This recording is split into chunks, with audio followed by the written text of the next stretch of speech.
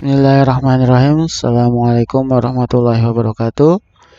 Masih bersama dengan saya Arif Nugroho. Kita bertemu lagi di teks cerita sejarah.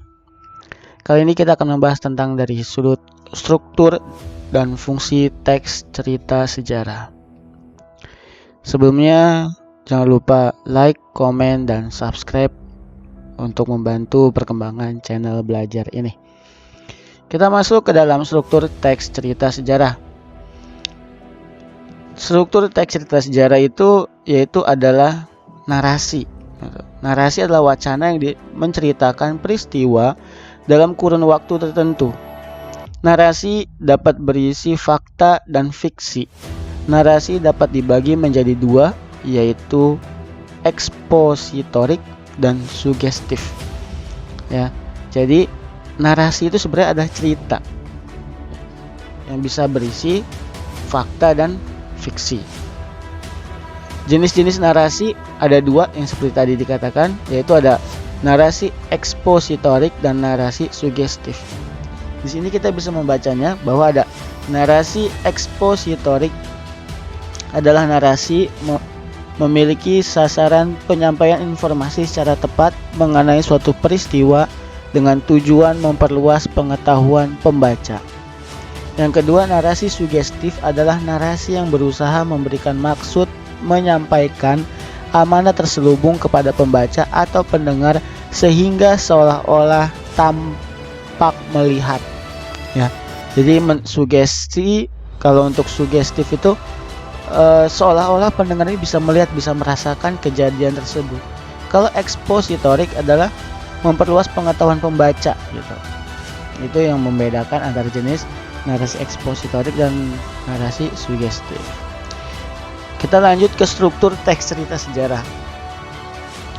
Teks cerita sejarah mempunyai struktur yang terbagi atas 6 bagian, yaitu ada abstrak, orientasi, komplikasi, klimaks, resolusi, dan koda.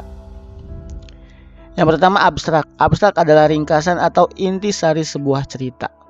Kemudian kita ada orientasi. Orientasi merupakan pembuka dalam teks cerita sejarah yang terbentuk novel.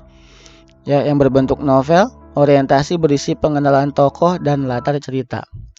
Kemudian ada komplikasi, yaitu tahapan berisi urutan kejadian atau biasanya dikatakan ini adalah alur. Ya, kejadian-kejadian ini berhubungan secara sebab akibat. Kemudian ada klimaks atau puncak masalah, ya, puncak konflik dalam sebuah teks cerita sejarah. Ini mencapai intensitas tertingginya. Kemudian ada resolusi, yaitu keadaan ketika konflik terpecahkan dan menemukan penyelesaiannya. Kemudian ada koda. Koda adalah bagian akhir dari sebuah teks cerita sejarah. Pada koda, pengarang menyuarakan pesan moral sebagai tanggapan terhadap konflik yang terjadi. Jadi, ini adalah 6 bagian dari struktur teks cerita sejarah. Adapun fungsi teks cerita sejarah, yang pertama, fungsi rekreatif. Teks sejarah ini sebagai sarana rekreasi pada pembaca. Pembaca dapat merasa terhibur dengan membaca jalan cerita dalam teks cerita sejarah tersebut. Kemudian ada fungsi inspiratif. Jadi para pembaca bisa menginspirasi atau bisa menemukan ide-ide kreatif setelah membaca teks cerita sejarah ini. Kemudian ada fungsi instruktif. Instruktif ini sebagai salah satu alat bantu dalam pembelajaran atau bisa dikatakan instruksinya. Kemudian bisa sebagai fungsi edukatif. Pembaca dapat mengambil teladan dari perilaku tokoh atau wataknya atau keadaan peristiwanya dalam suatu teks sejarah. Itu dia fungsi teks cerita sejarah, ada 4, ada fungsi rekreatif, inspiratif, instruktif, dan edukatif. Baik, terima kasih sampai di sini. Semoga bermanfaat pembelajarannya.